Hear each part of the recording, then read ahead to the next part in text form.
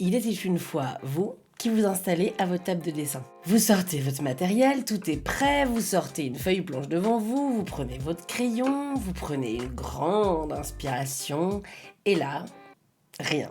Gros blocage. Vous ne savez même plus si c'est vous qui fixez votre feuille ou si c'est la feuille qui vous fixe. Alors vous vous dites que vous réessaierez demain, quand les planètes seront mieux alignées. Parfois même, cette angoisse de la feuille blanche, elle agit de loin. Votre feuille, elle n'est pas là devant vous, elle est loin dans votre espace de travail. Et sa simple présence vous fait repousser encore et encore le prochain moment de dessin. Cette histoire, vous la connaissez, je la connais et tous les artistes la connaissent parce qu'elle fait partie du processus de création. Et dans cette vidéo, je vais tâcher de vous aider en vous apportant 5 réflexes pour dépasser ce blocage et en analysant cette angoisse de la feuille blanche pour mieux la comprendre. Cette angoisse du vide, on la partage toutes et tous. Vincent van Gogh, par exemple, l'a très bien décrite dans une lettre à son frère Théo. Tu ne sais pas à quel point il est décourageant de fixer une toile blanche qui dit au peintre « tu n'es capable de rien ». La toile a un regard fixe idiot, et elle fascine à ce point certains peintres qu'ils en deviennent idiots eux-mêmes. Ça, c'est vous aujourd'hui. Sauf que Vincent, il ajoute autre chose. Nombreux sont les peintres qui ont peur d'une toile blanche, mais une toile blanche a peur du véritable peintre passionné qui ose et qui a su vaincre la fascination de ce « tu n'es capable de rien ». Ces peintres passionnés, c'est vous. Et Van Gogh continue en disant « La vie en soi, elle aussi, présente toujours à l'homme un côté blanc infiniment banal qui vous décourage et vous fait désespérer, une face absolument vierge, aussi vierge que la toile blanche du chevalet. Mais si banale et si vaine, si morte paraisse la vie, l'homme doué de foi, d'énergie, de chaleur, sachant ce qu'il sait, ne se laisse pas payer en monnaie de singe. Il intervient, fait quelque chose. Part de là. Alors, tremblez feuille blanche, car avec quelques bons réflexes et une meilleure compréhension de cette angoisse, il n'y a aucune raison de rester bloqué. La feuille blanche que l'artiste affronte, en réalité, n'est pas une surface vide. Toute l'histoire de l'art s'y confond. C'est quelqu'un de bien qui disait ça, mieux que moi d'ailleurs, mais je sais plus qui c'est. Et ce que ça veut dire, c'est que la toile blanche n'est pas blanche. En fait, on y projette toutes les œuvres qu'on a admirées. Et cette toile blanche, elle fonctionne un peu comme une invitation à dialoguer, à composer, à rivaliser avec ce qui a été fait avant. Le résultat, c'est que plein de cette histoire de l'art, on veut nous aussi réussir un chef-d'œuvre. Et pour les débutants notamment, on veut immédiatement faire un beau dessin fini, un dessin réaliste, précis, irréprochable. Et c'est là le piège, parce que vouloir faire un chef-d'œuvre, c'est le meilleur moyen de ne pas y arriver et de tout rater. En effet, au lieu de se concentrer sur l'action de dessiner, ou bien sur son sujet, au lieu d'observer, de chercher, d'analyser, de tracer, au lieu en gros de faire ce qu'on est censé faire, dessiner, on reste accaparé par un résultat qui n'existe que dans notre tête, qui n'existe pas donc, et en plus on se crispe à l'idée de ne pas atteindre ce résultat. C'est un peu comme, je sais pas, si vous dansez en soirée et que vous vous visualisez en train de danser et que vous vous dites en même temps que vous êtes ridicule. Bon, si vous vous trimballez sur l'épaule un spectateur ultra critique qui juge la moindre de vos erreurs, y a peu de chances que vous dansiez bien, c'est fatal. Ça vous inhibe totalement. Et c'est même pire que ça parce que dans la danse et dans le théâtre, le geste il disparaît dès qu'il est accompli. Dans le dessin, les gestes, ils laissent des traces sur la feuille de papier. Le résultat, il reste sous nos yeux. Et c'est une preuve de plus de notre incompétence. Donc non seulement on se sent pas à la hauteur en dessinant, mais en plus le résultat nous le confirme. C'est très difficile à gérer et ça affaiblit beaucoup la confiance en soi. Alors pour éviter de se confronter à l'échec, pour éviter ce jugement négatif, une stratégie naturelle extrêmement efficace se met en place qui consiste à repousser le moment de dessiner. Et donc, la feuille reste blanche. Alors le premier réflexe que je vous propose d'adopter, il est très simple. Essayez le plus possible de voir le dessin non pas comme un résultat, mais comme une action. Au lieu de faire un dessin, dites-vous plutôt que vous êtes en train de dessiner. Remplacez le nom dessin par exercice, tentative, expérience. Envisagez ce dessin-là que vous êtes en train de faire comme un minuscule maillon dans l'immense chaîne de votre pratique. Multipliez les tentatives et les recherches rapides. Regardez ce dessin d'Ilya Repin. Il en a fait des tas comme ça pour produire des peintures comme celle-là. Et si vous avez tendance à poser un jugement très dur sur vos travaux, ne passez pas trop de temps à les regarder. Passez au suivant. Next. Le résultat, le beau dessin fini, c'est une conséquence de l'action. C'est en dessinant que votre aisance s'installera. Votre pratique doit d'abord être une recherche avant de pouvoir un jour peut-être être un musée. C'est tout bête, mais la blancheur immaculée du papier ou de la toile peut être très intimidante. Elle a peut-être coûté très cher, cette feuille texturée de 300 grammes. On a peur de salir ce propre, ou bien de gâcher de l'argent, ou de gâcher du matériel. Certains d'entre nous, franchement, ils ont d'ailleurs grandi avec cette interdiction de gâcher des feuilles, et c'est particulièrement difficile pour eux. Alors je vous propose une technique infaillible, qui a été d'ailleurs proposée par une des membres de notre communauté. Éliminer la blancheur et la préciosité dès le début. Hop, désacralisez-moi tout ça. D'abord, pour ne plus avoir peur de gâcher votre feuille, marquez votre territoire tout de suite. Francis Bacon y jetait des taches de peinture avec un chiffon sur sa toile avant de peindre pour se forcer à réagir à partir de ce qui était déjà là et pour éviter de partir de rien. Donc comme lui, vous pouvez attaquer votre travail sur une surface accidentée. C'est un peu contre-intuitif, mais ça marche super bien. Sinon, il y a encore plus simple, ne pas travailler sur feuille blanche. Pas de feuille blanche, pas d'angoisse de la feuille blanche. On peut étaler une poussière de fusain sur toute la page avec un chiffon, puis redessiner à la gomme. Mais on peut aussi opter pour du papier recyclé, dessiné au dos d'un vieux courrier ou sur une page de magazine. Regardez ce travail de Eve, qui est membre de la communauté. Elle travaille sur un vieil agenda. Donc non seulement c'est pas blanc, mais en plus, a priori, c'est gratuit. Et ça élimine vraiment cette peur de la feuille blanche. Une fois que la feuille est grisée, froissée, recyclée, accidentée, le piège du beau papier est brisé. Vous pouvez plus gâcher cette page puisque elle est déjà gâchée. Ok, l'exigence c'est important. Ça peut sembler être la seule voie vers l'excellence. Mais le perfectionnisme crée un cercle vicieux dont on a un petit peu parlé tout à l'heure. Quand on se fixe un objectif trop haut, la perfection, vous admettrez que c'est haut. On a peur de pas être à la hauteur. Bon, cette peur de pas être à la hauteur, elle provoque de l'anxiété. Pour éviter d'être confronté à l'échec, on repousse l'action à plus tard. L'inaction nous fait culpabiliser et détruit notre confiance en nous. Et pour redorer notre confiance en nous, qu'est-ce qu'on fait ? Bim, on se refixe un objectif trop haut. Ça, c'est la boucle infernale de la procrastination. L'autre nom, en quelque sorte, de l'angoisse de la feuille blanche. Et pour sortir de là, on peut s'inspirer des recherches du psychanalyste Donald Winnicott qui a travaillé sur la parentalité et plus précisément sur la difficulté à se sentir à la hauteur, surtout pour les mères. Alors c'est quoi le rapport avec la choucroute ? En fait, il expliquait, Donald, qu'un enfant n'a pas besoin d'un parent parfait, mais simplement d'un parent suffisamment bon. Un parent qui échoue progressivement et au bon rythme. L'idée, c'est qu'il ne faut pas chercher la perfection, mais un cadre suffisamment sécurisant pour permettre à l'enfant de grandir. Si vous appliquez cette idée de suffisamment bon à votre dessin, ça veut dire qu'on ne cherche pas à devenir un artiste de légende à chaque séance, on essaye simplement d'être suffisamment bon pour sa propre pratique. Si on fait grandir sa pratique comme on ferait grandir un enfant.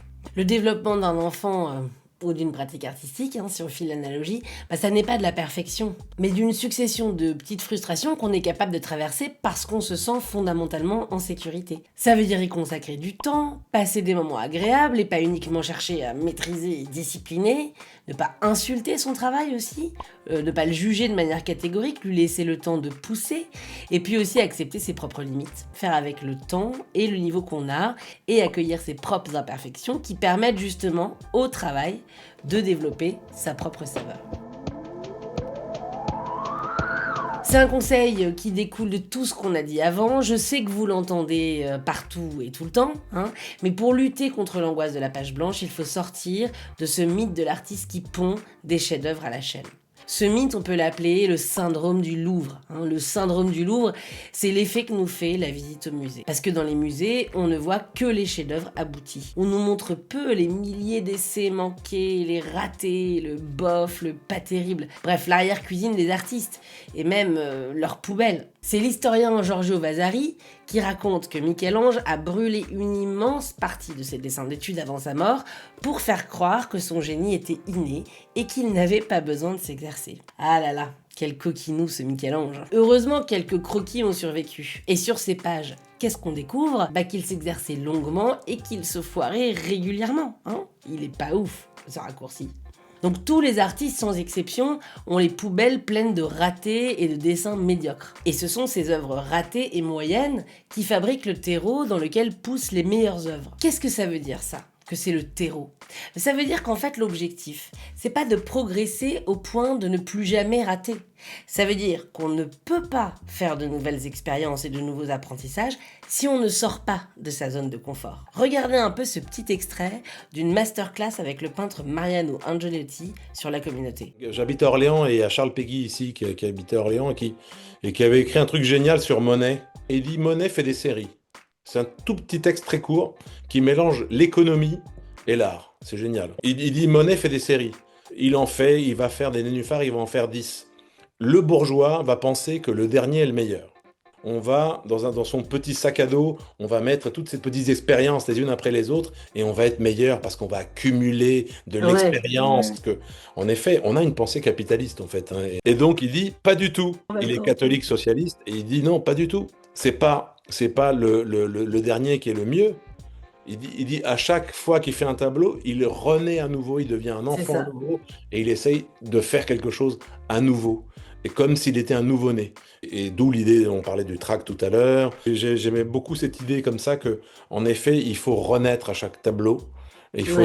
il faut essayer d'être de nouveau, avoir un regard à nouveau pur et ne pas trop, parce qu'il y a des peintres qui le font, et des artistes qui le font, trop se baser sur leurs acquis. Un acquis. Je sais jamais si je vais réussir un tableau, par exemple.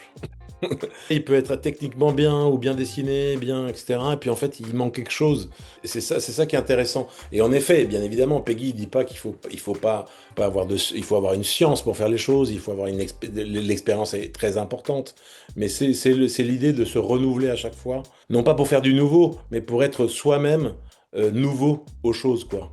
Intéressant, non? Donc la progression n'est pas linéaire, ce n'est pas une simple accumulation de compétences, c'est aussi des prises de risques, des adaptations, de la curiosité. Dès lors qu'on traite un nouveau sujet, une nouvelle technique, une nouvelle composition, etc., c'est l'inconnu.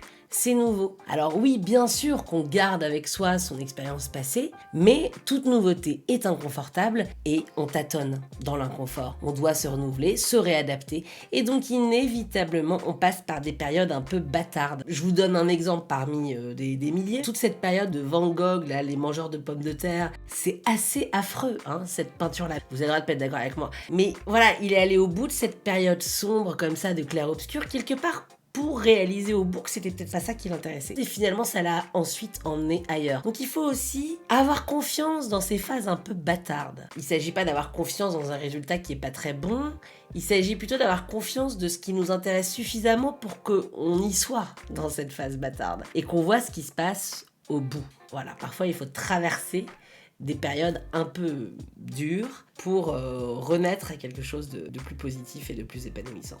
C'est de notre capacité à accepter cet inconfort, à sortir de notre zone de confort, que naissent nos découvertes les plus singulières. Pour ne jamais rater, il faudrait ne jamais sortir de sa zone de confort. Mais ça ferait une zone de confort rikiki. C'est en osant rater qu'on déploie sa pratique. Le ratage, c'est donc pas une preuve d'échec, c'est une preuve d'expansion. Rater, c'est le moteur même de la création. Alors je veux vous voir rater tout ce que vous pouvez.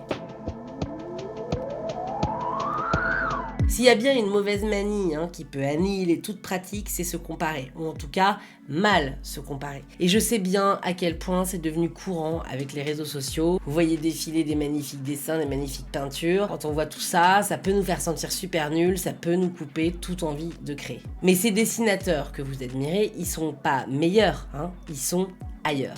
Alors, ailleurs, dans un autre stade d'avancement, certains ont de la bouteille, ils peuvent être beaucoup plus expérimentés que vous. Notez-le, que vous êtes en train d'admirer quelqu'un qui dessine depuis 20 ans à raison de 7 heures par jour. Vous n'en êtes pas au même point.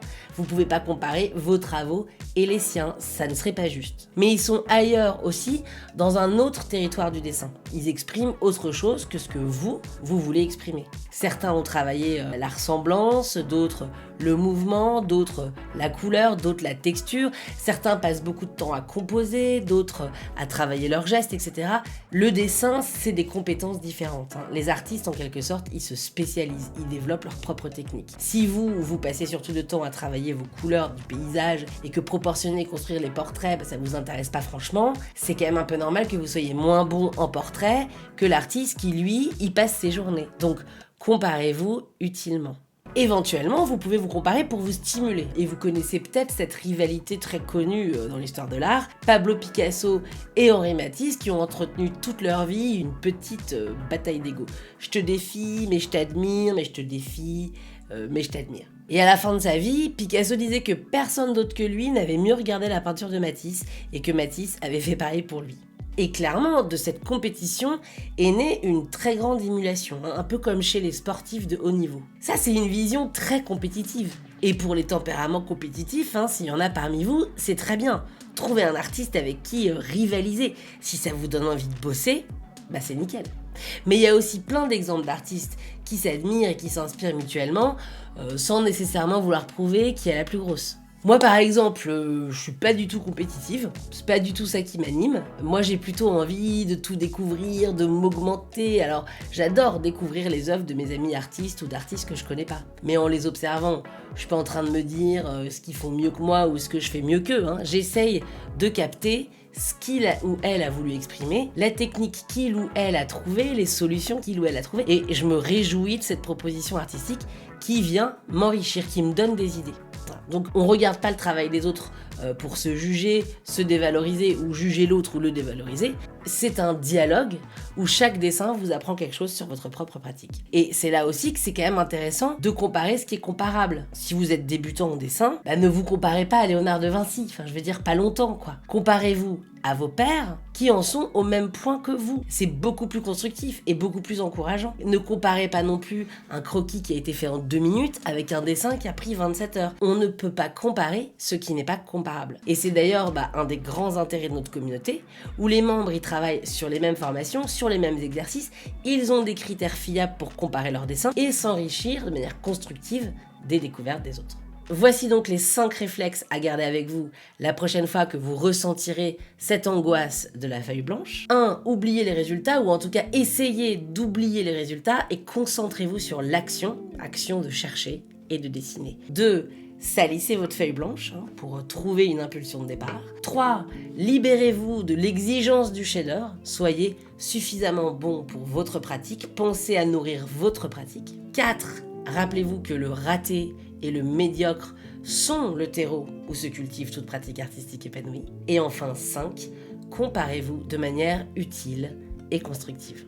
Comme l'angoisse de la feuille blanche pour le dessinateur est très proche de l'angoisse de la page blanche des écrivains, je vous laisse avec cette super citation de Samuel Beckett. Déjà essayé, déjà échoué, peu importe.